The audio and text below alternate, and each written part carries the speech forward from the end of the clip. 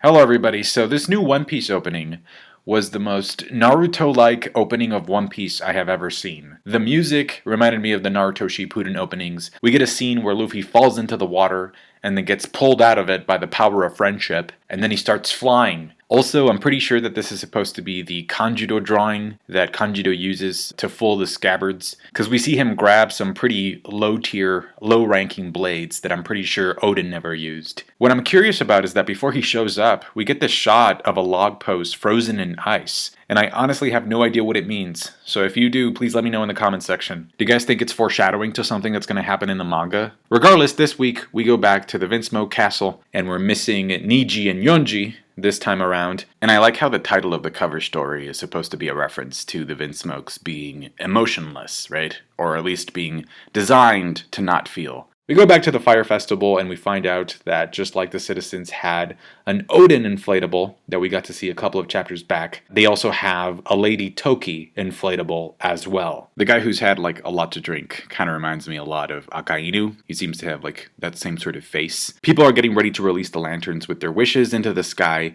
and I think it's interesting that one of the wishes is something that we know is going to happen for a fact by the end of the arc. In the beginning of the arc, Luffy tells Tama that by the time him and his crew leave Wano, he'll make it so that it can be a place where Tama can eat as much as she wants, which is the same promise that Ace made, so that promise needs to be fulfilled. And since we know that that wish is going to come true, I think it's possible that that other wish that the little boy is making to see his mom again could also come true by the end of the arc. I mean, the ending of the chapter here kind of foreshadows a Devil Fruit Awakening, and so obviously I thought about Brook's Devil Fruit Awakening and what that looks like or what that could do. We have Big Mom in play with the Soru Soru no Mi, but then also this is the Fire Festival, and we know that there are some links between Luffy and the Fire God, so it could be that Luffy does something to trigger the return of the ancestors for a couple minutes. Also, I also think that that would give Yamato and Tama some closure if Ace were to come back temporarily as well. We head back to the top of Onigashima and we see that Kaido has taken out a barrel of sake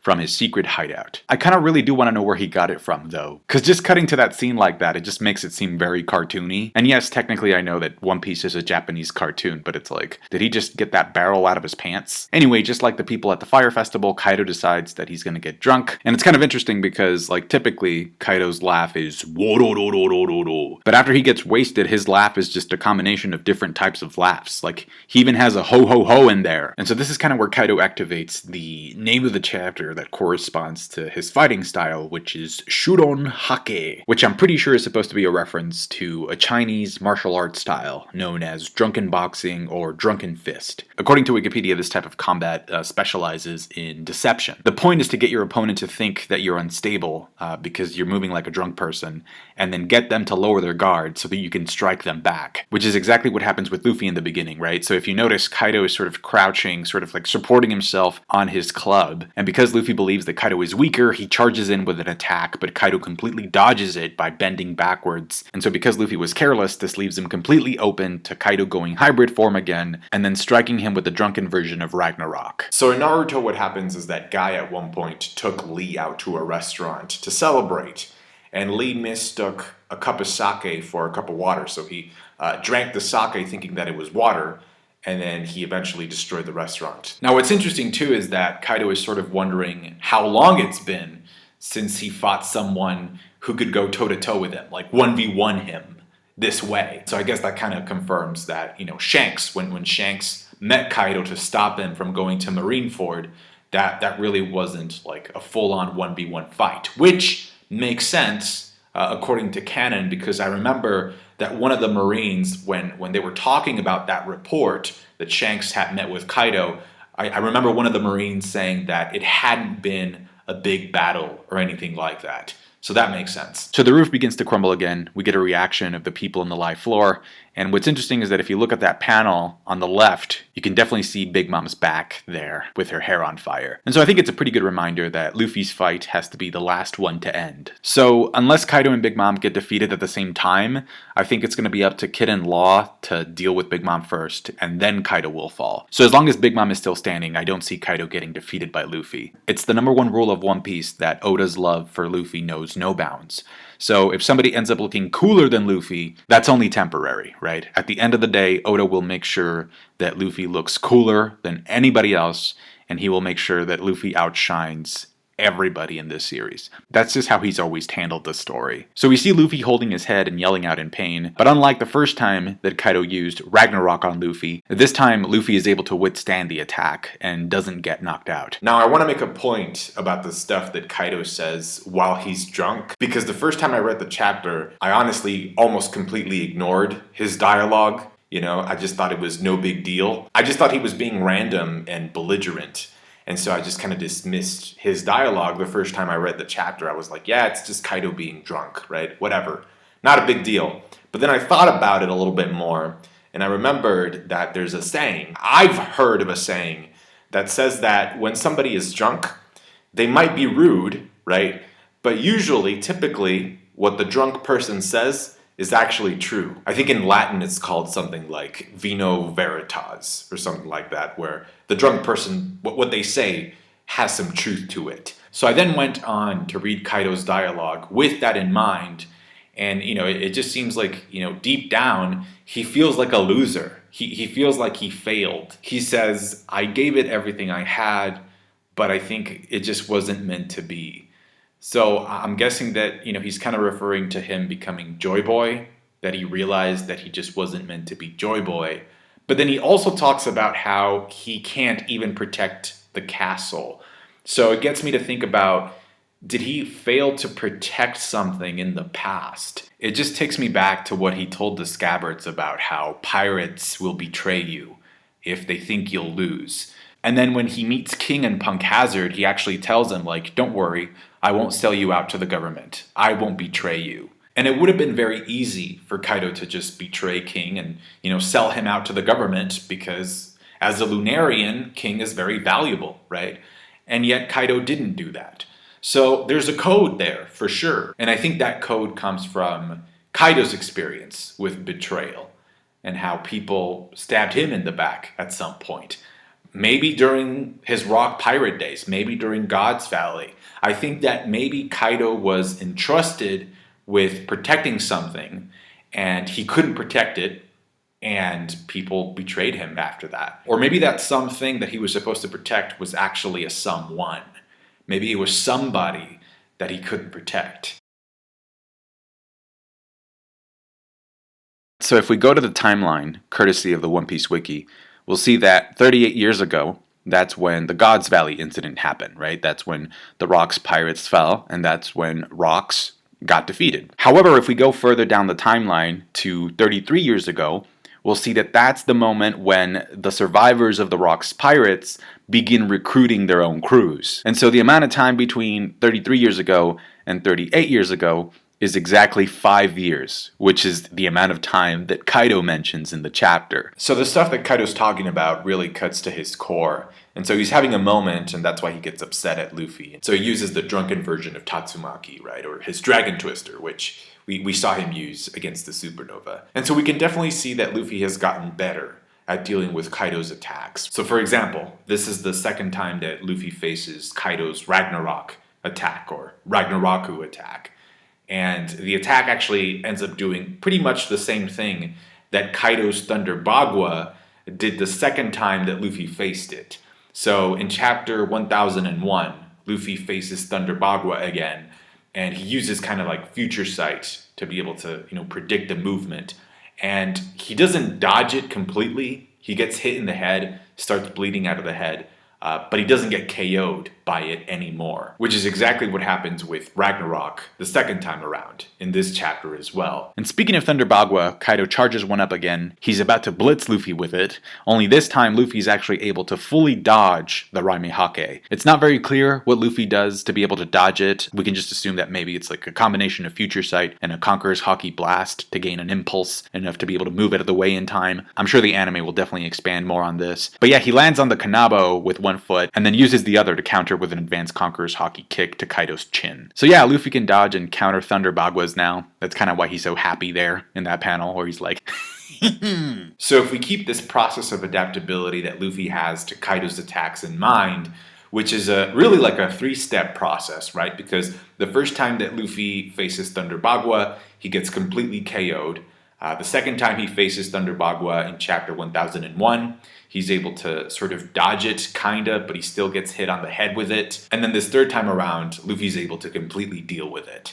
So if we keep that pattern in mind, it would follow that we're going to see Ragnaroku again, right? Kaido's going to use Ragnarok again at some point in the future, and then Luffy's going to be able to deal with it completely as well. Because it's a 3-step process, and that would be the third time that Kaido uses Ragnarok. After taking that kick to the face, Kaido does something that reminds me a lot of Rob Lucci, because he actually uses his tail to try to immobilize Luffy, but I think Luffy tries to free himself with a headbutt, and so we get this really cool looking panel of an advanced Conqueror's Haki headbutt clash, which reminds me a lot of the Ulti versus Luffy clash, only back then that clash was just using armament Haki, whereas here it's full-blown advanced Conqueror's Haki. So yeah, the clash looked really, really good. Kaido actually ends up winning the headbutt match. Well, I mean, he wins, but the clash or Luffy's headbutt is also strong enough to force Kaido to sober up. And so I'm guessing that the angry stage, wherein which he uses Bottle Breath, I think that that's the last and final stage of the Drunken Fist style, you know, of the Shuron Hake. Because after that, we don't get any more boxes with phase names. Now, after the headbutt, Luffy does sort of admit that this Drunken Kaido mode, or this Drunken Dragon Bagua mode of sorts, is actually sort of a power-up for Kaido. Because Luffy says that Kaido's Haki is getting stronger. So it goes back to Naruto, where Guy tells Tsunade that when it comes to this technique, the more you drink, the more drunk you are, the stronger you get. After Luffy dodges the Bottle Breath, he comes down at Kaido with a Gomu Gomu no Rock Gatling. And just as a reminder, whenever Luffy uses the word rock in his attacks, that means that Luffy is using Gear 3rd. Now in Chapter 1000, we actually found out that Luffy can actually combine Gear 3rd with Gear 2nd at the same time. And that's why he's able to use Red Rock, right? Because Red Rock is a combination of his Red Hawk attack, which is a Gear 2nd technique, plus the added size of his Gear 3rd. However, in the previous chapter, 1036, Luffy actually uses Rock Gun, and that attack doesn't appear to have any Gear 2nd properties. It's just Gear 3rd coded in advanced Haki. So at a very basic level, Rock equals Gear 3rd plus something else. It could be Gear 2nd, it could be advanced Haki, or both. So in this case, Luffy's Rock Gatling is obviously infused with advanced Conqueror's Haki, because as he's going like da da da da da da da da da, you can see that the blows are actually not making direct contact, right? In fact, neither are Kaido's, right? So it's just fully like, you know, that's advanced Conqueror's Haki. They're not even touching. What's interesting though is that you can also see some steam coming out of Luffy in that panel. So it could be a combination of the three things, right? It could be a combination of Gear 2nd with Gear 3rd plus the advanced Haki. It just kind of makes it seem as if the boundaries or the borders between Gear 2nd and Gear 3rd don't really matter anymore. Like, it just kind of makes those boundaries seem kind of blurry. And on that note, Luffy does a Gear 2nd Advanced Conqueror's Haki Palm Thrust or Force Push to be able to stop Kaido's Kanabo. It's pretty obvious to me that he's using both a combination of Gear 2nd plus Advanced Conqueror's Haki in that scene with Luffy. But then he takes it back to the Gear 2nd, Gear 3rd combo because he charges up a kick, coats it with Armament Haki. I'm pretty sure that that's supposed to be Gear 3rd. Yeah, because otherwise Gear 2nd would look like this, with the steam coming out of the limb. That's not the case here. But then what's interesting is that he lands the kick on Kaido's abdomen, and we definitely see the Gear 2nd steam coming out of him, plus the Advanced Conqueror's Haki. So it's a combination of all three things, because he balloons his foot with Gear 3rd, and then he lands it with Advanced Conqueror's Haki and Gear 2nd. Or at least that's my interpretation of it, that he's combining all these different things now. We see Kaido's eyes go white after that, and I think it's pretty obvious that this is sort of setting up his awakening, because we recently just saw Drake knocked out on the floor. And so I think that Drake is going to show his awakening first. He's going to get a moment of exposition where, you know, he's going to remind the casual reader about Zoan awakenings, and then after that, we're going to go to Kaido and he's going to show his awakening in this fight. Now, the attack that Kaido used to counter Luffy's Gatling was called Kundali.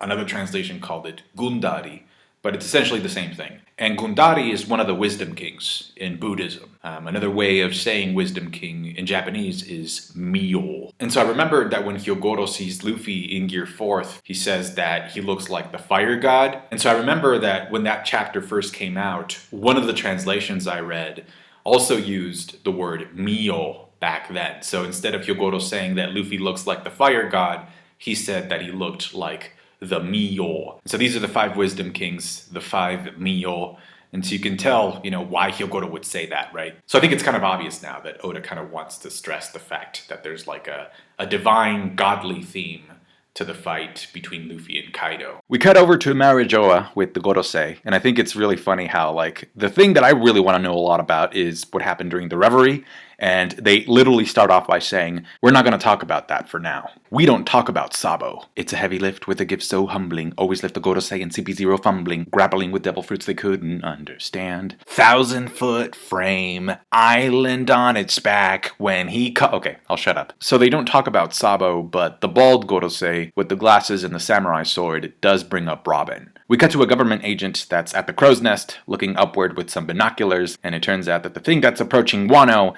is none other than Zunisha. Now, if only there had been a YouTuber that was constantly bitter about the realities of life, who had actually told people that Zunisha was going to show up in Wano at some point or another. I wonder who that could have been. I think it's kind of obvious that this means that Zunisha must be near Onigashima. Like, let's say that this is the island, and this is Zunisha, right? So depending on how high Kaido has the island floating, Zunisha can be either looking up at the island or down at it. And so I just thought, well, Zunisha has a giant trunk. We've actually seen her use it before to pour tons and tons of water onto her back so she can use her trunk to put out the fire at Onigashima. So yeah, there you go.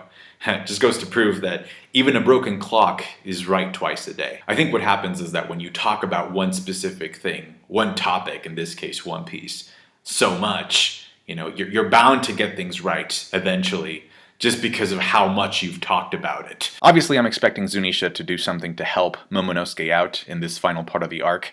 We could get a repetition of Zou. So maybe he ends up demolishing the world government fleet, just like he demolished Jack's fleet. Now, if that actually happens, I think that really reduces the likelihood of there being an admiral aboard any of those ships. I do think it's kind of intentional that the final panel of the chapter corresponds with the image of the elephant and then the discussion of a devil fruit. I already talked about how it was probably one of the previous users of Tama's devil fruit that actually gave Zunisha the order to just wander aimlessly, right? After the Void Century, that's how Zunisha got punished. He probably ate a kibidango and was forced to follow that command. But now with Tama there in Wano, I'm guessing that Tama is sort of going to release Zunisha from the order. Like, she's going to take away that curse. Just as a very quick side note here, I haven't been able to find a definitive answer as to what Zunisha's gender is.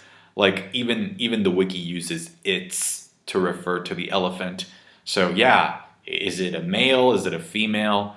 I don't know. The Gorosei then go on to talk about a long-forgotten devil fruit awakening, one that hasn't happened in a very, very long time, and so I think it's obvious that they're referring to Raizo's devil fruit awakening. Raizo's Maki Maki no Mi, or Scroll Scroll fruit, is said to be able to summon Naruto across dimensions if awakened. No, I think it's Luffy's Gomu Gomu no Mi that they're talking about, honestly. Because number one, in his Jump Festa statement, Oda told us to pay attention to the main character. And so like I said, if this chapter leaves off with Kaido, wide-eyed, apparently about to activate his awakening, it would just make sense that Luffy also awakens his double fruit power to match Kaido's. Also, Kid and Law have already activated their awakenings in their fight, so the conversation with the Gorosei could be a way of Oda hyping Luffy's awakening up. Now, we already know that Paramecia awakenings end up affecting things outside of the user's body, right? So if we look at the way that Zunisha's legs are built, it seems like they were stretched out. Oda was inspired by Salvador Dali's painting of the elephants to create the design for Zunisha. And as it turns out, in the SBS for volume 83, Oda actually gets asked about this. He gets asked if there's a connection between Zunisha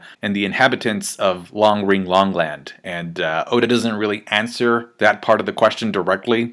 He just says, yes, you focused on something interesting. Maybe I'll include this in the main story someday. So it makes a lot of sense, right? If the Gomu Gomu no Mi awakening is capable of stretching things out, other things, even animals, right? Then maybe that means that the ancient user of the Gomu Gomu no Mi awakened it, and that's why Long Ring Longland and its inhabitants look the way they do. Maybe that was passed down as part of their DNA because of Nika or Joy Boy using awakening. According to the One Piece wiki, Tonjit, which is the old man that lives there, says that the reason that the animals grow so long is because they are able to live freely without feeling any restraint.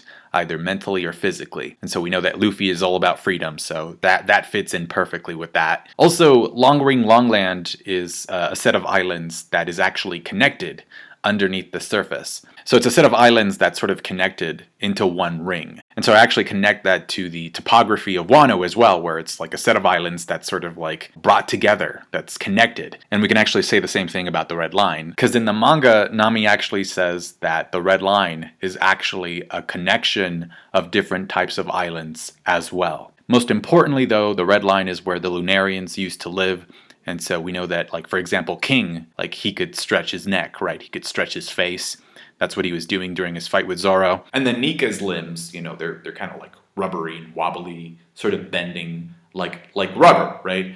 And so, you know, in addition to the connection that Lunarians seem to have with fire, the sun god, there's also that connection to the properties of rubber and being able to stretch things. But then also, it also seems like they have a tendency to want to build spaces where different islands are connected, right? Different settings are connected. It's all about bringing people together so that they can coexist in one piece. It also explains why Shanks wanted the Gomu Gomu no Mi in the first place. Like, maybe he heard during his trip with Roger that Joy Boy had that very same power. And so after it turned out that Roger was not the chosen one, maybe that's when Shanks decided to find the fruit for himself. And so we know that the world government was guarding the Gomu Gomu no Mi, and that's why Who's Who was sent to prison after Shanks stole it, because he couldn't stop Shanks' crew from stealing the fruit. So if it's the Gomu Gomu no Mi, it just ends up connecting a lot of dots. I'm pretty sure that it's going to be revealed to be a special paramecia,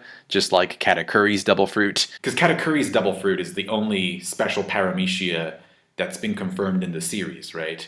And Katakuri's fruit has properties that are very similar to Luffy's double fruit. So yeah, I'd be willing to bet some money that Luffy's fruit is going to be revealed to also be a special paramecia. Now, a question that I had back when Who's Who revealed that the Gomu Gomu no Mi was special, or at least more important than we initially thought, is, okay, if the fruit is this important, if it's that special, how come nobody has ever mentioned the fact that it's special? Because, for example, in Marineford, Luffy was running around all over the place using his devil fruit power. Nobody mentioned anything about the devil fruit power being special, right? They called him Straw Hat Luffy, they called him Garp's grandson, Akainu was calling him Dragon Son. So they were talking about things that made Luffy important, but they never talked about his devil fruit power specifically.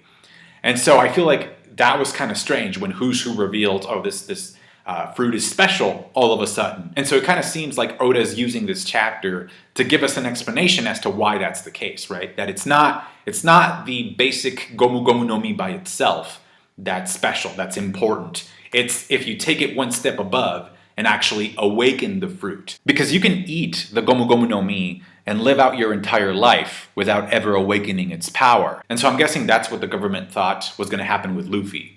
That he had the fruit, he had eaten the fruit, but that he was never going to awaken it, because it hasn't been awakened in such a long time. There's a bit of dialogue here where one of the Gorosei says that death could easily come for anyone, which I guess like that could be foreshadowing to somebody actually dying in Wano at some point. And then the last piece of truly remarkable information is what the blonde Gorosei says after that. Because I had always subscribed to the idea or theory that the Gorosei were immortal, right? That they were super old and that they had been there during the establishment, during the birth of the world government.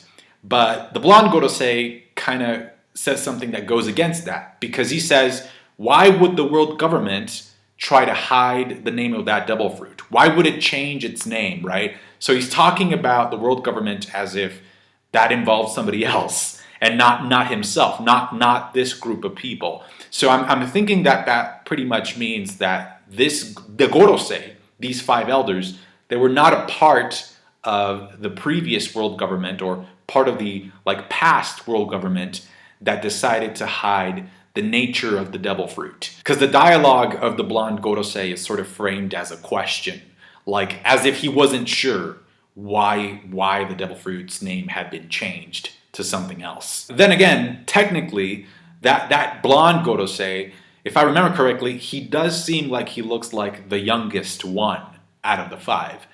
So maybe he's asking this question because he doesn't know, because he's the youngest member. That being said, the Gorosei could still be very, very old, but just maybe not date back to the creation of the world government old. No, but I actually do like the idea that it's the blonde Gorosei, the youngest one, that's asking this question. So maybe he wouldn't know like what happened, but maybe the other four do. So let me know your thoughts about this whole thing down below in the comments section. There's lots to talk about. Can't wait to see this portion of the Kaido fight get animated. I thought the ending of this chapter was really good. Thank you for all you do. Thank you for all of your support. Take care, and I'll catch you guys later. Bye.